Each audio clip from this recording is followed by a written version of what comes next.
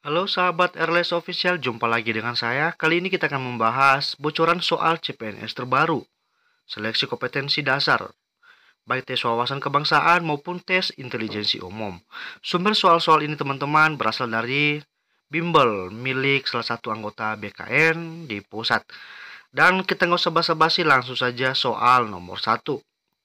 Semangat nasionalisme sangat penting bagi suatu negara karena memiliki tujuan A.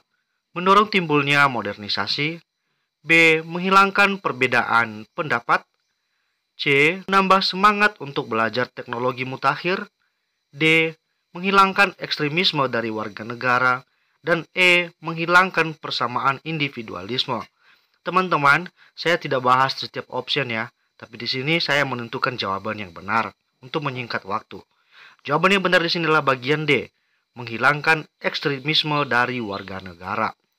Nah, tujuan semangat nasionalisme sangat penting untuk menghilangkan ekstremisme dari warga negara. Kita lanjut teman-teman, sekarang soal yang nomor 2. Syarat-syarat suatu konvensi dapat dinyatakan sebagai konstitusi tidak tertulis adalah sebagai berikut. Kecuali, kekecualian ini ya teman-teman. A. Tidak mengandung unsur yang melanggar Pancasila. B. Dipergunakan berulang-ulang dalam penyelenggaraan negara. C. Tidak bertentangan dengan Undang-Undang Dasar 1945. D. Memperhatikan pelaksanaan Undang-Undang Dasar 1945. Dan E. Dibuat oleh Presiden dan lembaga tinggi negara lainnya. Yang tidak termasuk syarat-syarat suatu konvensi yang dapat dinyatakan sebagai konstitusi tidak tertulis adalah bagian E. Dibuat oleh Presiden dan lembaga tinggi negara lainnya. Jadi kekecualiannya teman-teman bagian E. Sekarang kita lanjut soal yang nomor 3. Pemerintah Orde Baru bertekad untuk melaksanakan Undang-Undang Dasar 1945 secara murni dan konsekuen. Pada masa Orde Baru, sistem pemerintah menitikberatkan pada aspek A. Kesejahteraan sosial, B. Ketahanan nasional, C. Keamanan negara, D. Kestabilan politik, E. Kekuatan militer. Pada masa Orde Baru, sistem pemerintahan menitikberatkan pada aspek kestabilan politik. Jadi jawabannya tepatnya teman-teman bagian D. Oke, lanjut soal nomor 4. Kepala negara hanya sebagai lambang terdapat dalam sistem pemerintahan. A. Republik absolut. B. Monarki absolut. C. Republik parlementer.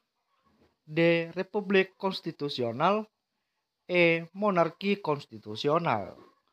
Kepala negara yang sebagai lambang terdapat dalam sistem pemerintahan Republik parlementer. Jawabannya bagian C. Lanjut teman-teman, soal nomor 5. Awalnya SK Trimurti diminta untuk menaikkan bendera ketika proklamasi. Akan tetapi, dia menolak dan mengusulkan prajurit yang berhak menaikkan bendera. Prajurit peta yang ditunjuk menaikkan bendera merah putih adalah A. Darwis, B. Sukarni, C. Wikana, D. Khairul Saleh, dan E. Latif Hendraningrat. Prajurit peta yang ditunjuk menaikkan bendera merah putih adalah Latif Hendraningrat. Bagian E ini seputar sejarah nasional ya, teman-teman semua. Lanjut soal nomor 6. Teks berikut digunakan untuk menjawab soal nomor 6, 7, dan 8. Ini sejenis wacana ya teman-teman, terdiri dari 10 kalimat dan 2 paragraf. Berikut paragraf pertama. Saya bacakan, teman-teman disimak dengan baik untuk mempermudah menjawab soal nomor 6, 7, dan 8. Semua orang pasti mengenal pendidikan. Pendidikan adalah proses internalisasi budaya ke dalam diri seseorang dan masyarakat sehingga membuat orang dan masyarakat jadi beradab. Pendidikan bukan hanya merupakan sarana transfer ilmu pengetahuan, tetapi lebih luas lagi, yakni sebagai sarana pembudayaan dan penyaluran nilai atau enkulturasi dan sosialisasi. Anak harus mendapatkan pendidikan yang menyentuh dimensi dasar kemanusiaan. Dimensi kemanusiaan itu mencangkup sekurang-kurangnya 3 hal paling mendasar. Sekarang paragraf kedua teman-teman, lanjutan dari paragraf pertama. Pendidikan karakter adalah pendidikan budi pekerti plus, yaitu yang melibatkan aspek pengetahuan, perasaan, dan tindakan. Menurut Likona, tanpa ketiga aspek itu, pendidikan karakter tidak akan efektif.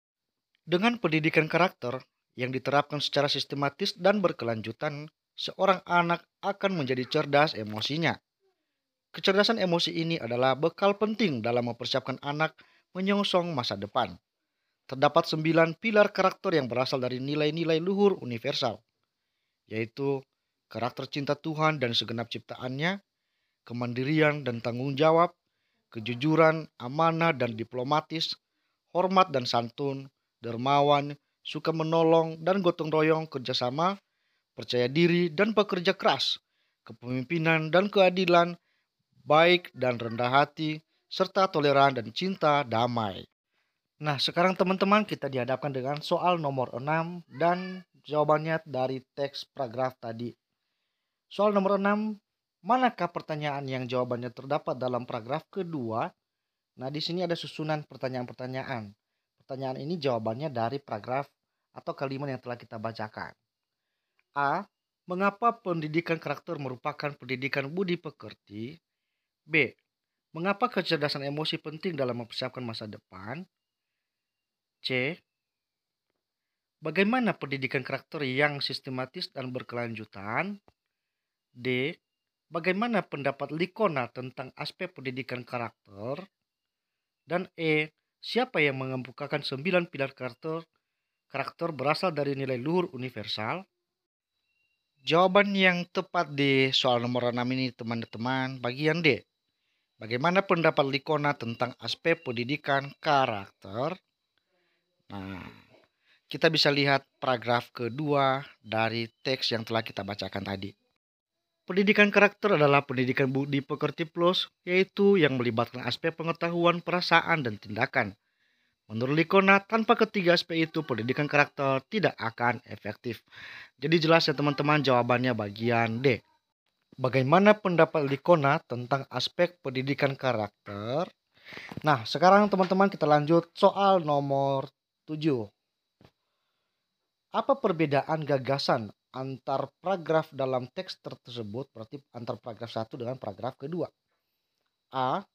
Paragraf pertama memaparkan pendidikan karakter secara umum, sedangkan paragraf kedua memaparkan pendidikan karakter secara khusus. B. Paragraf pertama memaparkan konsep pendidikan karakter, sedangkan paragraf kedua memaparkan unsur pendidikan karakter. C. Paragraf pertama memaparkan konsep pendidikan secara umum, sedangkan paragraf kedua memaparkan tujuan pendidikan secara khusus. D. Paragraf pertama memaparkan konsep pendidikan secara umum, sedangkan paragraf kedua memaparkan konsep pendidikan karakter. E. Paragraf pertama memaparkan pendidikan secara umum, sedangkan paragraf kedua memaparkan pendidikan karakter. Jadi di sini teman-teman, saya langsung memberikan jawaban yang tepat, yakni bagian D. Paragraf pertama memaparkan konsep pendidikan secara umum, sedangkan paragraf kedua memaparkan konsep pendidikan karakter. Teman-teman nanti bisa buktikan melalui cara melihat paragraf yang dari belakang. Lanjut teman-teman, sekarang soal nomor 8. Apa kelemahan dari teks tersebut? A. Tidak ada hubungan antara penjelasan kecerdasan emosi dengan 9 pilar karakter. Berarti ini antara kalimat 9 dengan kalimat 10. B. Plus pada pendidikan budi pekerti tidak dijelaskan secara rinci pada bagian berikutnya, antara kalimat 6 dan kalimat seterusnya. C. Penjelasan tentang pendidikan sebagai sarana transfer ilmu bertentangan dengan konsep pendidikan, antara kalimat 3 dengan kalimat 2. D.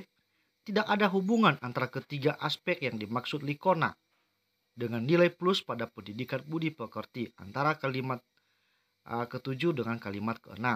E. Penjelasan tentang kecerdasan emosi tidak berkaitan dengan pendidikan karakter, antara kalimat 8 dengan kalimat yang ke-7. Kelemahan dari teks yang dimaksud adalah terdapat pada option A.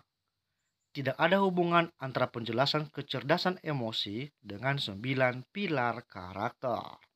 Berarti antara kalimat 9 dengan kalimat ke-10. Kalimat ke-9 dan ke-10 terdapat pada paragraf kedua ya teman-teman. Kalimat 9, kecerdasan emosi ini adalah bekal penting dalam mempersiapkan anak menyongsong masa depan. Kalimat 10, terdapat 9 pilar karakter yang berasal dari nilai-nilai luhur universal. Dan jelas teman-teman sangat tidak berkaitan. Jadi jawaban nomor 8 ini benar bagian A.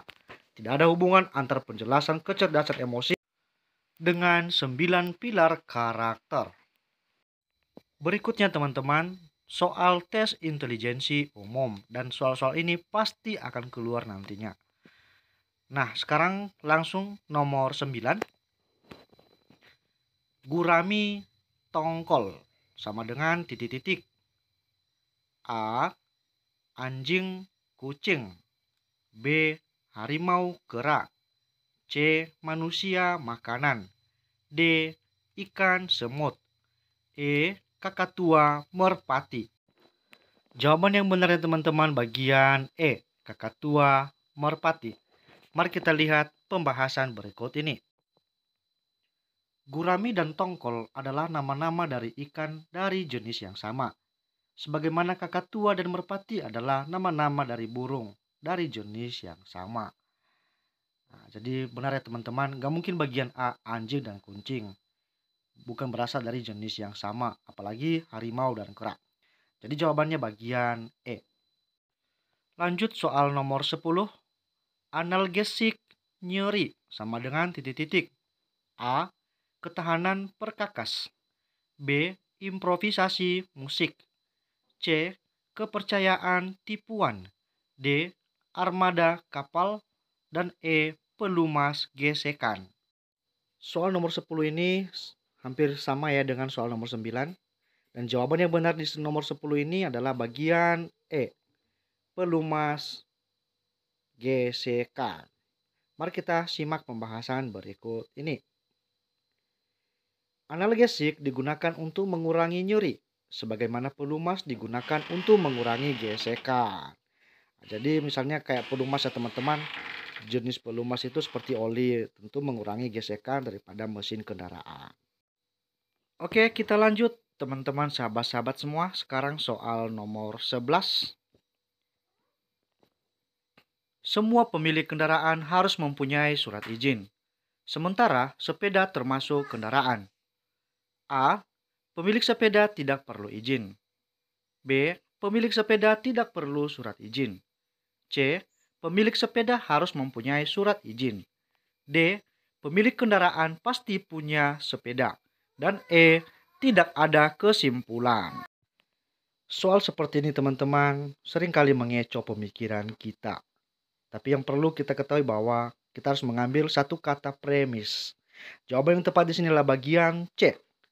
Pemilik sepeda harus mempunyai surat izin. Mari kita lihat sedikit pembahasannya supaya kita lebih paham. Kalimat pertama atau P1, semua pemilik kendaraan harus mempunyai surat izin.